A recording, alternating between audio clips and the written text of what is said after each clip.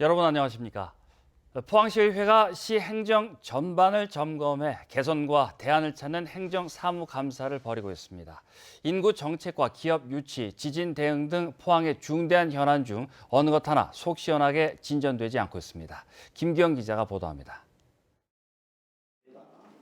포항시의회는 처음으로 부시장을 상대로 정책 질의를 했습니다. 인구 50만 명 붕괴가 현실로 다가왔는데도 포항시의 대책에는 절박함이 없습니다. 전입신고된 대학생이 6개월 이상 주소를 유지하면 생활안전장학금 10만 원을 지급하고 있었습니다. 그러니까 우리 시에서는 지금 시장 명의로 한 장짜리 서한 발송을 하는 소극적인 행정을 하는 데 비해 기업 유치 노력에도 절박함이 없습니다. 지난해까지 기업 유치 MOU 56건 가운데 17건만 완료됐고 10건은 포기, 29건은 진행 중으로 실적이 변변치 않습니다.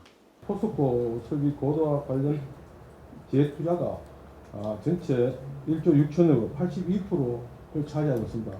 이것을 보면은 사실 포항의 기업 유치 활동이 정말 실제로 한심한 실정입니다.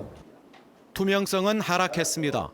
지난해 국민권익위원회 부패 방지 시책 평가는 최하위인 5등급, 청렴도는 3등급으로 수년째 하위권에 머물러 있습니다.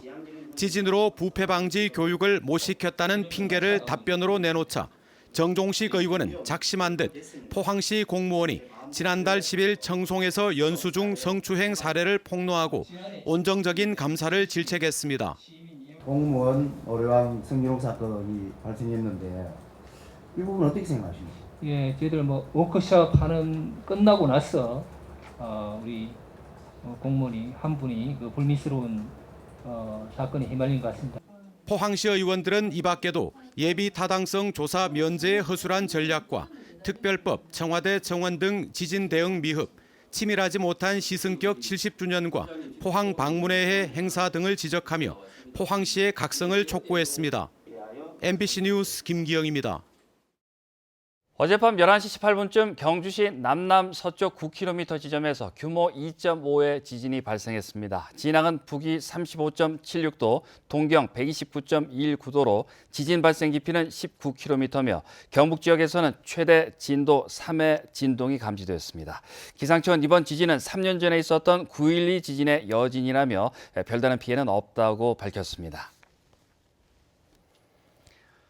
경상북도가 포항 제철소의 분리더 오염물질 배출과 관련해 10일간의 조업정지 처분을 사전 통보한 데 대해 포스코는 어제 부적절한 행정조치라는 의견서를 경북도에 제출했습니다. 포스코 측은 용광로 정비 시 폭발을 방지하려면 분리더 개방이 필수적이며 세계 모든 철강사가 똑같은 공정을 거치는 만큼 이번 조업 정지 행정처분은 부당하다고 밝혔습니다. 또 용광로 조업을 10일간 정지하면 쇳물이 굳어 재가동하는 데 수개월이 걸린다며 경북도에 청문 절차를 요청했는데 경북도는 1개월의 청문 절차를 거쳐 행정 처분 여부를 최종 결정하게 될 것으로 예상됩니다.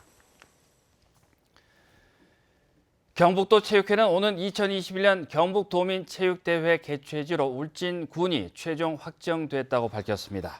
평가 과정에서 울진군은 풍부한 체육 인프라를 갖춰 26개의 도민체전 종목 가운데 21개를 수용할 수 있는 것으로 나타났습니다. 또 유치 지원금 역시 울진군의 경우 120억 원가량으로 많고 풍부한 숙박 인프라도 높은 점수를 받은 것으로 알려졌습니다. 삼도주택이 포항시 우현동에 961세대 규모의 기업형 임대주택 사업을 추진 중인 가운데 정의당 경북도당은 이 사업이 실패한 부동산 정책이라며 경북도에 불허하라고 요구했습니다. 기업형 임대주택인 뉴스테이는 민간 건설사가 용지를 싸게 공급받고 용적률이나 건폐율 완화, 세제 지원 등을 받으며 8년 임대 의무 기간 종료 후 분양이 안 되면 LH가 매입해주는 등 특혜가 제공됩니다. 또 이 사업은 대도시에서나 효과가 있고 포항은 기존 아파트도 미분양이 심각한 데다 우현동 일대는 도로가 부족해 대규모 아파트를 허가해서는 안 된다는 민원이 일고 있습니다. 이상으로 MBC 뉴스를 마칩니다. 고맙습니다.